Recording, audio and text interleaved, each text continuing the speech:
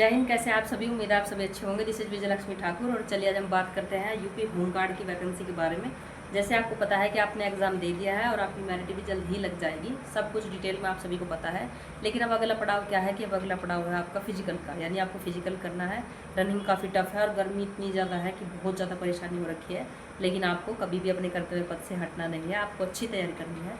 और हाँ, अगर आपने यूपी होमगार्ड के साथ में आपने यूपी पुलिस कांस्टेबल का भी एग्ज़ाम दिया है तो अब आपके सामने दो अपॉर्चुनिटी है, यानी आपको यूपी पुलिस की भी तैयारी अच्छे से करनी है और आपको यूपी होमगार्ड की भी तैयारी अच्छी करनी है। जो भी वैकेंसी पहले पूरी हो, जो भी वैकेंसी आपको अच्छी लगे और जिसके बेनिफिट्स आपको ज़्यादा लगे, आप वहाँ पे अप्लाई कर सकते हैं और आप वहाँ पे ज्वाइनिंग कर सकते हैं। काम कोई भी छोटा या बड़ा नहीं है, जॉब कोई भी छोटी या बड़ी नहीं है। आज के टाइम में गवर्नमेंट जॉब मिलना ही एक बहुत बड़ी सिद्धि प्राप्त करना है। आपको पता है इतनी मेहनत तो हिमालय पर जाकर तपस्या करने में भी नहीं है जितनी हमें यहाँ पे रहकर गवर्नमेंट से एक गवर्नमेंट जॉब लेने में है। क्योंकि आपको पता है कि हर एग्ज़ाम लीक हो रखे हैं, कहीं ना इतनी सारी प्रॉब्लम आ रखी है, पता नहीं गवर्नमेंट को हो क्या गया है। विदाउट कोई भी एग्ज़ाम लीक हुए तो एग्ज़ाम कंप्लीट ही नहीं रखी है। आपको पता है अभी कितने सारे एग्ज़ाम लीक हो रहे हैं। स्टूडेंट करे तो क्या करे? आप माँ बाप को बता सकते हो कि हम मेहनत कर रहे हैं, आप खुद से अपने मन को बता सकते हो कि हम मेहनत कर रहे हैं, लेकिन जो अगले इतना ज़्यादा प्रॉब्लम आ रखी है उनका क्या? एक स्टूडेंट ही तो इनके अंदर पिसता है। आपको पता है कि जो रिलेटिव्स हैं और जो आपके बिल्कुल आपकी टांग खींचने वाले हैं, जो कभी चाहते नहीं है कि आपका सिलेक्शन हो और आप कामयाब हो, आपके भविष्य के भविष्यदाता में हो रखे हैं और आपकी भविष्यवाणी भी कर दी होगी कि आप लाइफ में कभी सेटल नहीं हो पाओगे, आप कभी कामयाब नहीं हो पाओगे। तो उनकी छाती पर पैर रखकर तो आपको कामयाब होना तो ज़रूर पड़ेगा। तो उसी के लिए आप अपना कुछ भी गलती मत करो, आप अपना काम जो भी है आप टाइम पर लेकर चलो।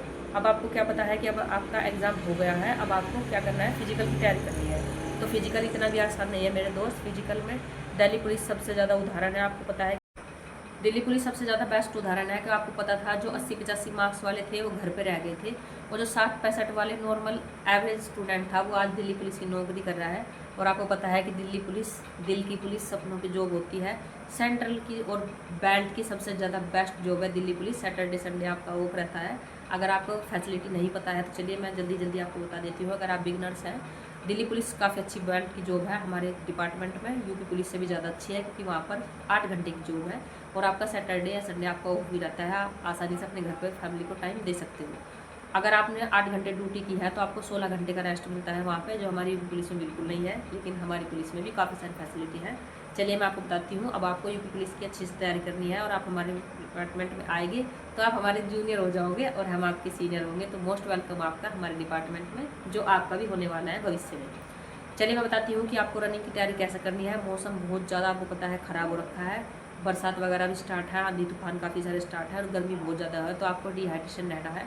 टेंशन आपको बिल्कुल नहीं लेनी है। भविष्य आप बदल नहीं सकते और आज अपना आप कभी भी सुधार नहीं सकते। सिर्फ इतना है कि आप अपने कर्म अच्छे किए जाइए और जो भी होगा नियति का पहले से ही लिखित होता है, हम उसे बदल नहीं सकते। लेकिन आप कहीं ना कहीं कोशिश कर कर अपना आगे आने वाला भविष्य अपने हाथ से कुछ तो बदल ही सकते हो।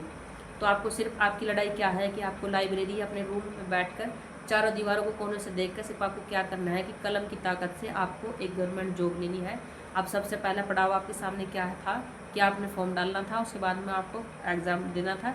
रिटर्न के बाद में आपका फिजिकल टेस्ट है जो काफ़ी टफ भी होता है, हर कोई नहीं कर पाता। बॉयज़ भी कमज़ोर होते हैं, उनकी भी प्रॉब्लम्स होती है क्योंकि बहुत सारे बॉयज़ ऐसे होते हैं जो सिटी से रहते हैं और उनका फिजिकल वर्कआउट बहुत ज़्यादा कम होता है और फिजिकल उनका अच्छा नहीं होता है। तो अब आपको क्या करना है कि अब आपको हल्का हल्का अपना फिजिकल स्टार्ट करना है। ऐसे नहीं कि आप जाओ स्टार्टिंग में आप 3 किलोमीटर 4 किलोमीटर रनिंग, तो आपके सामने बेहतर मौका है कि आप फिजिकल की तैयारी अच्छे से कीजिए। कहीं भी आपके अपनी तैयारी में कुछ कमी ना रह जाए, कल आपको पछतावा ना करना पड़े कि अगर मैं थोड़ी सी भी मेहनत यहाँ पे कर लेता तो मेरा फाइनल सिलेक्शन हो जाता। तो मैं कहीं ना कहीं आपको यही समझाती हूँ कि आप ये गलती मत करना और आप अच्छे से अपनी तैयारी कीजिए, क्योंकि सिलेक्शन के बाद में बहुत चीज़ें बदलती है, बहुत ज़्यादा बदलाव आता है। आपके जो कभी आपसे अपना रिश्ता भी नहीं रखना, वो अपने फ़ोन में आपका नंबर सेव करके आपके स्टेटस लगाएंगे कि हमारा ये रिलेटिव है, तो मन में एक अजीब सी खुशी होती है उस टाइम पर, क्योंकि ये चीज़ें हमने देखी है और कहीं ना कहीं मन को सुकून मिलता है कि हमारे भविष्यदाता बने थे और इन्होंने भविष्यवाणी की थी कि हम कभी कामयाब नहीं हो पाएंगे, लेकिन उनकी छाती पर पैर रखकर आपको कामयाब होना है। आज के टाइम में सेल्फ डिपेंडेंस थोड़ा बहुत ज़रूरी है, गर्ल्स के लिए भी काफ़ी ज़्यादा इंपॉर्टेंट है, क्योंकि आपको दूसरे के सामने हाथ नहीं फैलाना पड़े। और कभी भी कोई कितना ही चाहने वाला हो, कितना ही लगाव करने वाला इंसान हो, वो आपको कभी ना कभी बोल ही देगा कि तुम मेरी जिम्मेदारी हो और तुम्हारा जिम्मेदारी उठाना मेरा काम नहीं भी है। क्योंकि गुस्से में इंसान हमेशा जो बातें होती है वो सही बोल देता है। तो आपका अपना सेल्फ डिपेंडेंस होना बहुत ज़रूरी है। चलिए, यूपी होमगार्ड के बारे में मैं आपको बता रही थी कि यूपी होमगार्ड में मैंने आपको डिटेल में सारी चीज़ें प्रोवाइड करा रखी है। पिछली वीडियो आप देख सकते हो, उनके अंदर मैंने फैसिलिटी बताई थी। आप सेम यूपी पुलिस कांस्टेबल की तरह यूपी होमगार्ड को फैसिलिटी मिलने वाली है आने वाले टाइम में। सरकारी आवास में भी उनको मिल सकता है, और अदरवाइज उनकी ड्यूटी भारत में भी लगती है, तो उनको अच्छे से उनकी अलग जो सैलरी है उससे अलग भी उनको मिलते हैं एक पर डे के हिसाब से। चलिए, मैं आपको बताती हूँ कि अगर आप नॉर्मली अगर आप यूपी होमगार्ड की जॉब अगर आप करोगे तो 27 से 28 हज़ार आपकी नॉर्मल सैलरी होगी, और आने वाला जो 8 पे है उसमें भी सैलरी बढ़ जाएगी।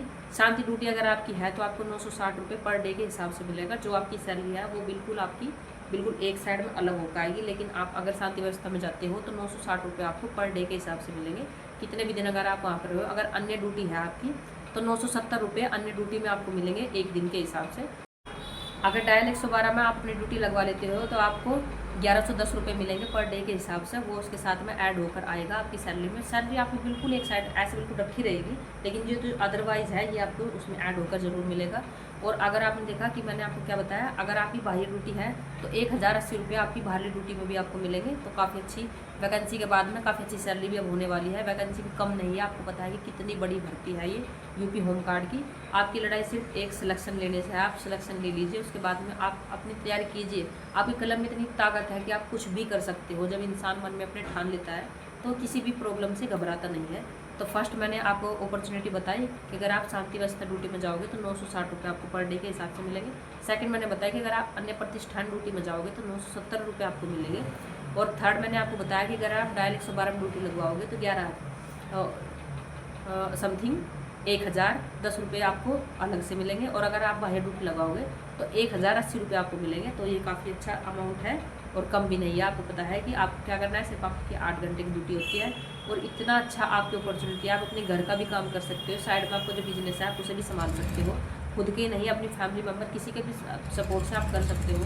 तो आपको अगर इच्छा है और आपको कुछ बनना, कुछ काबिल होने का अगर आपका मन है तो आप भी होमगार्ड भी ज्वाइन कर सकते हो। अपने घर के घर में आप रहोगे, काम कोई छोटा या बड़ा नहीं होता। अगर कोई ऐसा बोलता भी है कि होमगार्ड ही तो है, तो आप उसे बोल के दिखाना कि आज के टाइम में तो लेके दिखा, तब हमें बताइए।